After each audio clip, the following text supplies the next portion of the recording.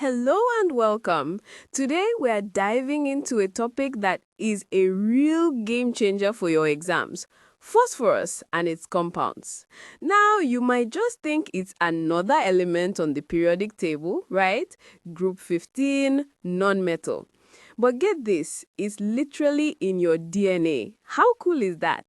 So, you're asking, why this one element? Let me tell you a little secret. This topic, it's what we call a high-yield topic. WAEC, NECO, and JAMB, they love asking about phosphorus every single year. If you master this today, you're basically walking into the exam hall with guaranteed marks already in your pocket. By the time we're done, you'll be able to tackle any question they throw at you. Trust me. Okay, so here's our game plan. We'll quickly see why it matters, jump into its different forms and compounds, then, and this is the best part, we'll solve real past questions together. We'll wrap it up with a quick summary and boom, you are ready to get that A1. All right, let's get started. And just so you know, everything we are covering today is straight from the official syllabus. No fluff, no long stories, just the pure, undiluted stuff you need to smash your exams. We are going to tick all the boxes on the syllabus today. We'll talk about where it sits on the periodic table, its different outfits, we call them allotropes, its major compounds, and you know it, the reactions and calculations that always show up. Let's do this. Okay, first things first. We need to build a solid foundation. And for phosphorus, that foundation is all about its allotropes and its two key oxides. Get this part right, and you've already answered half of the theory questions they can ask you. So this big word, allotropy, what does it even mean? The official definition is right there for you, but here's the simple way to think about it. Imagine you have a party outfit and a school outfit. You're still the same person, right? Just in different forms. That's exactly what allotropy is. Same element, different structural outfits. Easy peasy. Now, this is where it gets interesting. Look at this comparison. You have to know the difference between white phosphorus and red phosphorus. White phosphorus, think of it as the wild one. It's a P4 tetrahedron, super reactive. It can literally catch fire in the air, and it's very toxic. That's why it has to be kept underwater. Red phosphorus, though, that's the calm cousin. It's way less reactive, not toxic at all, and guess what? It's the stuff on the side of your matchbox. Examiners absolutely love asking you to compare these two, so pay attention.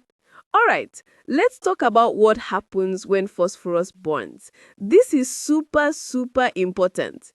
It all depends on how much oxygen is around. Look, if there's just a little bit of oxygen, limited oxygen, you get phosphorus 3 oxide. But if you give it plenty of oxygen to breathe, excess oxygen, you get phosphorus 5 oxide. You see the difference? Limited versus excess? This is a classic exam question. Don't forget it. Okay, so what happens when we mix these oxides with water? They become acids, and there's a beautiful simple pattern here. The 3 oxide, P4O6, gives you phosphorus acid, H3PO3, and the 5 oxide, P4O10, gives you phosphoric acid, H3PO4. See that? It just flows logically. Follow the pattern and you'll always get it right. Awesome! We've got the oxide sorted. Now let's build on that and check out the important acids and halides. These are the big players, the ones used in the real world. Okay, let's compare these two acids. The key word here is basicity. What does that mean? It's how many hydrogen ions it can release. Phosphorus acid is dibasic. It can release 2. But phosphoric acid, it's a powerhouse. it's tri-basic, releasing 3. That's a huge difference. And check out the uses. Phosphoric acid is massive in fertilizers. But get this, it's also in some of your favorite soft drinks. Crazy, right?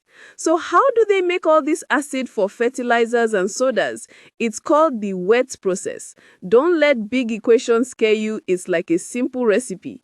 Step 1, take some phosphate rock. Step 2, add some sulfuric acid. Step 3, you get your phosphoric acid plus a side product, calcium sulfate. That's it. Rock plus acid gives you the product. Simple. Moving on to the halides, this is when phosphorus meets a halogen like chlorine, and just like with oxygen, the amount of chlorine you use is key. A little bit of chlorine gives you phosphorus trichloride, PCl3, but if you're greedy and add more chlorine, you get phosphorus pentachloride, PCl5. Tri, then penta. See that simple progression? Okay, people, you've done the learning. You've absorbed the knowledge. Now it's time for the main event. Let's put it all to the test with real past questions from WAEC, JAMB, and NECO. This is where we prove we're ready. Let's go. First up is a classic WAEC calculation. They want us to find the percentage composition of phosphorus and oxygen in phosphorus 5 oxide. They've been kind enough to give us the atomic masses. P is 31 and O is 16. Let's break it down together. Okay, follow me. Step 1, what's the formula for phosphorus 5 oxide? We just learned it, P4O10. Now, let's find the total molar mass. That's 4 times 31 for phosphorus plus 10 times 16 for oxygen.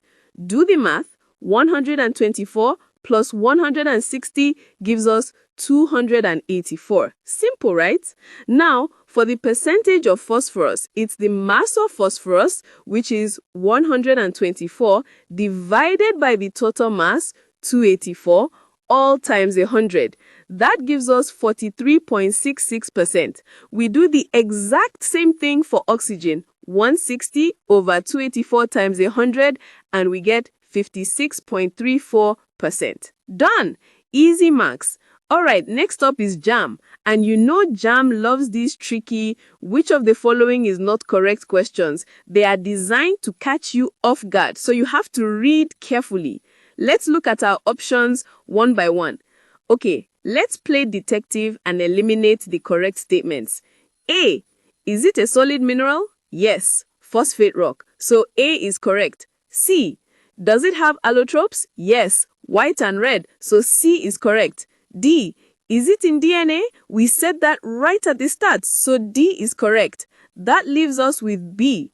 It says phosphorus is obtained by oxidation. Wait a minute. That's the trap. Remember, it's obtained by the reduction of phosphorus rock, not oxidation. So B is the lie, which makes it our correct answer. See how they try to trick you? Time for NECO. And of course, it's about oxidation numbers. Another topic they love to test. The question is simple. What is the change in the oxidation number of phosphorus in this reaction right here? This is easy marks if you know the rules. Let's look at the left side, the reactants. P is all by itself. It's an element. What's the rule for elements? Oxidation number is always 0. Got it?